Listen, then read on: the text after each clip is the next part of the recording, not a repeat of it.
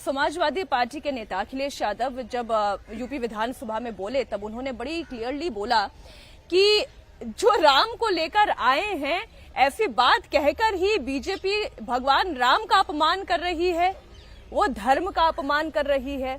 अगर माना बीजेपी अपमान कर रही है तो आप सम्मान करें।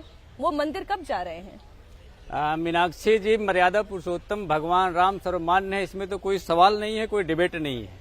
मर्यादा पुरुषोत्तम भगवान राम किसी व्यक्ति से भी बड़े हैं, मर्यादा पुरुषोत्तम भगवान राम किसी दल से भी बड़े हैं, मर्यादा पुरुषोत्तम भगवान राम किसी देश के प्रधानमंत्री से भी बड़े हैं और किसी देश से भी बड़े हैं, और मर्यादा पुरुषोत्तम भगवान राम किसी भी देश की पार्लियामेंट से बड़े हैं।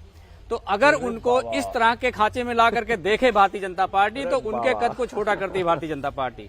हमारी जो पार्टी है, हमारी पार्टी का ये मानना है कि किसी भी धर्म को और किसी भी स्टेट का घालमेल का हम समर्थन नहीं करते हैं। भारतीय जनता पार्टी छोटे से फायदे के लिए, अपने राजनीतिक फायदे के लिए धर्म का हमेशा उपयोग करती है और लोगों को गुमराह करने का प्रयास करती है। आपने साध्वी निरंजन ज्योति को सुना?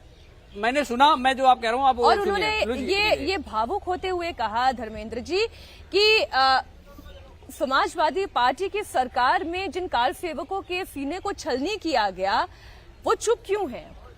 मीनाक्षी जी, मैं फिर आपसे सवाल पूछना चाहता हूँ कि भारतीय जनता पार्टी के जितने नेता हैं, वो अपने जो सबसे वरिष्ठ नेता हैं आदरणीय प्रधानमंत्री नरेंद्र मोदी जी, क्या उनके फैसले के साथ हैं या उनके फैसले के विरोध में हैं?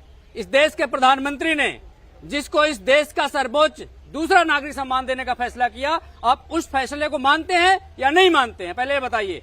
अगर देश का सर्वोच्च नागरिक सम्मान अटल बिहारी वाजपेयी जी को भी मिल रहा है, आडवाणी जी को भी मिल रहा है और हमारे श्रद्धेय नेताजी को भी देश का सर्वोच्च नागरिक सम्मान मिल रहा है, तो ये बात कैसे दो हो सकती है? मुझे लगता है कि भारतीय जनता पार्टी के जो और नेता हैं उनकी अपनी कोई निजी कुंठा हो सकती है, लेकिन अगर भारतीय जनता पार्टी के लोग अपने नेता की बात से सहमत नहीं है तो आपके मंच में बताएं कि नरेंद्र मोदी जी ने सम्मान देकर के गलत किया। बोले शिव। माफ कीजिएगा, इस लाइन को ना मैं बार बार दोहराता रहता हूं। अक्सर एक फिल्म में एक वो अभिनेत्री होती है, उनसे जो वो अभिनेता है वो कुछ भी पूछे वो अब्बा जब्बा डब्बा ही जवाब देते हैं। ये समाजवादी वाले, कांग्रेस वाले, इनसे कुछ ही पूछ लो ऐसा डब्बा लग रहा है। बीच में नहीं बोलना प्लीज। प्रधानमंत्री आपको डब्बा लग रहा है। हम बच्चे थोड़े ना है, हम ग्रेजुएट आपको डब्बा लग रहा है। पढ़ रहे हैं, लड़ना है हमें आपस में, आराम से बात करें। डब्बा लगता है, प्लीज बंद कीजिए। Thank you. इनसे कुछ भी सवाल पूछो, बस वही रट के जो इनको मीडिया सेल दे देता है उसी को आके दोहराना। एक एंकर ने क्या पूछा है इतना तो सुन लो। भगवान ने दो कान इसीलिए दिए, थोड़ा ज्यादा सुनो।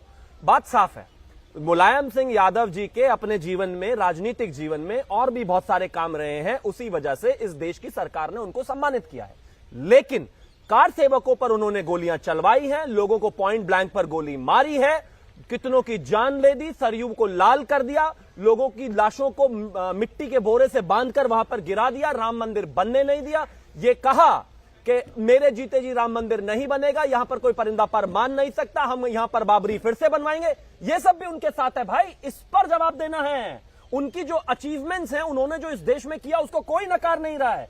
लेकिन मर्यादा पुरुषोत्तम भगवान श्री राम और राम मंदिर के विषय में जिस तरीके से समाजवादी, कांग्रेस और तमाम इंडिया अलायंस के लोगों का रवैया रहा है, ये देश जानता है। और बेहतर होगा कि प्रवक्ता फिर वो अब्बा जब्बा डब्बा पर ना जाए, सवाल का जवाब दे, पॉइंटेड। ठीक है, ठीक है। अब इस 10 सेकंड, केवल 10 सेकंड। मीनाक्षी जी, मैं शिवम जी से पूछना चाह रहा हूँ, उस समय के प्रमुख सचिव नृपेंद्र मिश्रा जी थे और वो नृपेंद्र मिश्रा जी जिन्होंने कहा था कि हमने गोली मारने के आदेश नहीं दिए थे, लोकल प्रशासन ने दिया था।